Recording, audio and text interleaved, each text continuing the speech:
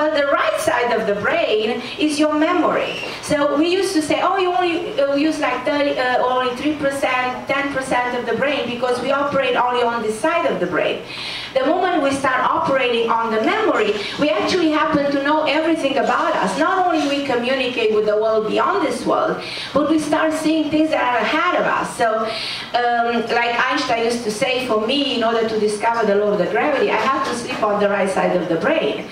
So for you guys, you want to find out what's ahead in your life, sleep on the right side of the brain and wake up in the morning knowing where you have to be 10 months later or 10 years later. So not only we can connect with the world that we cannot sense at the visible level, but we also can, you know, tap into what's ahead of us. And I don't know if you guys knew that Nostradamus used to make his prediction by at midnight. You know, we used to say at midnight the veil between the two worlds is thin, so the connection with the other side is much stronger. So we used to look in a bowl of water and talk about how the moment when the city like New York will be burning, the Third World War will happen. So how many of you after September 11 was reading Nostradamus' notes and were fascinated how somebody 500 years ago was able to anticipate an event like this?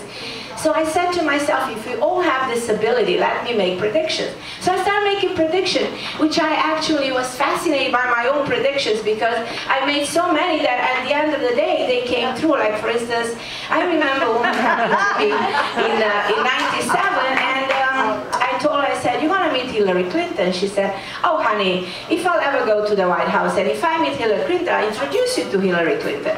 Fair enough, a year later, that lady comes back to my office, a year later, 98, and she said, oh my God, you said, I just met Hillary Clinton. I said, well, if you meet her again, tell her that she's going to be the senator of New York. And I'm getting a call from the White House, and this woman said, well, guess what? Hillary Clinton says she's not running for the Senate, so you didn't get this right. But in 2000, when Hillary Clinton was running for the Senate, I got another call, and I was asked, so, all right, Carmen, so here I am running for the Senate. What about Giuliani? I said, well, Giuliani is not in the race with you. I said, what are you talking about? He's in the race with me. He will drop the Senate race in May because he's going to have health problem. May, fair enough, Giuliani dropped the Senate race. So these predictions of mine went on and on and on and on, and sometimes I'm thinking, I don't know where is this coming from, that the mind has, as I said, this ability to see. In 1999, January, you can see this on YouTube. You can see my predictions, January 1999. I'm going on Good Day New York, and I have 4 minutes. 4 minutes, I have to speak fast, fast. What do you think I said in 4 minutes? In January 1999, I said, we'll go to war. The Third World War will happen in the Middle East.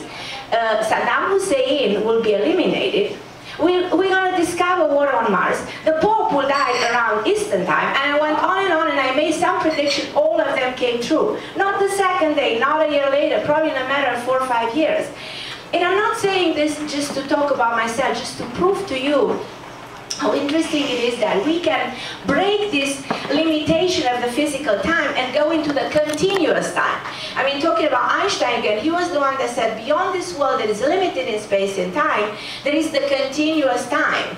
So I am absolutely a firm believer that beyond the physics, there is another world. There is a similar world, a parallel world, that is pretty much like this world. But we don't have the laws and the regulation and the health insurance and the banking system and all this broken system that we see today, because the problem with the shifting consciousness is that we're ending an era in our evolution and we're giving birth to something new. And this is the theme of my book. It just shows all of us how significant it is to wake up, to come together and acknowledge that it's not up to President Obama to change the world. He cannot do anything. Poor him.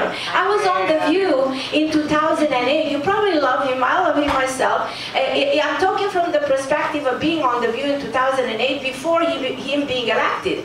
And Barbara Walters asked me, so who's going to be our president, Carmen? I said, okay, without a doubt in my mind, I said, Barack Obama will be our president, but I feel sorry for him because he's going to have such a hard time in the White House. And more so, I don't see him going second terms. And everybody said, why not? Why not? What's going to happen? You might not like it. I really don't care if you like it or you don't. I'm not here to please you. I'm here to tell you what I think is going to happen. In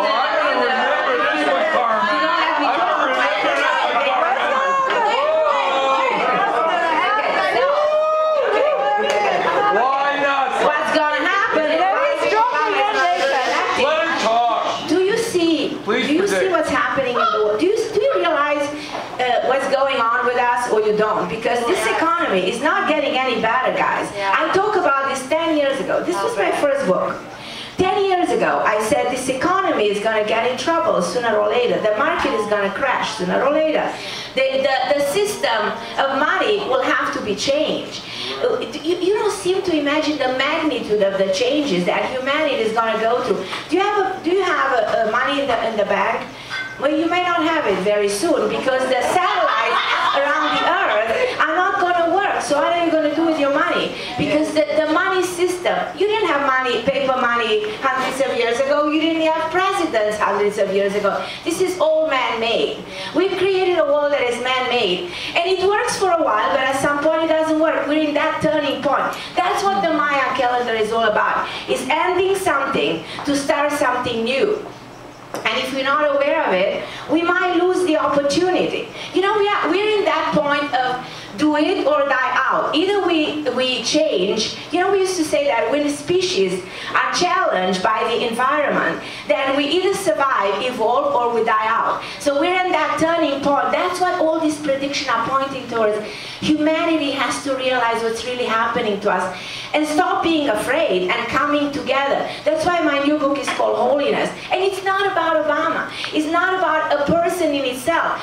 Do you trust your government? I don't. Do you trust your banking system? I don't. Do you trust your mortgage? I really don't.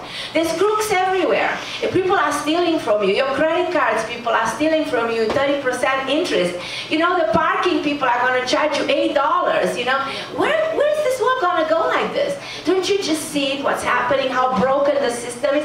There's no way of survival like this. There's no way. Unless we collectively change the financial system, change the forms of leadership, change everything that's happening in the world at every single level. And then the world will really turn around, and we will end an era of darkness. The last 2,000 up to 6,000 years, we live in what is considered to be the era of the Kali Yuga, the low level of consciousness. This is coming to an end. We're in transition to 2033. After 2033, we have a chance of what is considered to be the golden era, the era of 11, of enlightenment. Do you see the connection of 11? Which day is today? Today is 11. Which year? 2011. Do you know Obama has his numerology 11? Do you know that even his running mate is an 11 in numerology? Do you know that Secretary of State Hillary Clinton has all the planets in the 11th house? Do you know September happened on a day of 11, the first airplane was on 11? Do you know New York is the 11th state? Do you also know that everything in the world, almost every single leader is an 11? If you do their numerology, I did from, I don't know, from Buddha to Martin Luther King to Al Gore to Bill Clinton.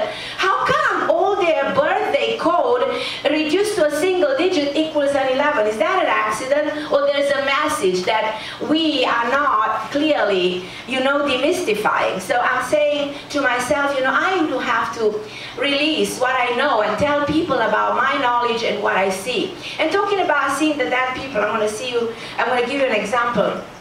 I was married for 27 years. My husband passed away recently. My husband was Israeli, and was a wonderful guy. He was adorable. I love him to death. Was my soulmate. When I met him, we were young. I saw myself with him in Israel, and I said, okay, this is I met my husband. I had to sit on a chair, marry him 3 weeks later. I knew that he would never reach 60, and he never did. He died at the age of 57. But I choose to live with him all these years because I love him. And let me tell you about talking to the other side. One day I wake up in the middle of the night, and I saw a woman in my house. And she looked at me. She looked like somebody from another time. I think she looked like a woman 100-something years ago. She was red hair. She had a beautiful dress that women used to wear 100 years ago. And she said, my name is Julia. I'm here to take your husband away.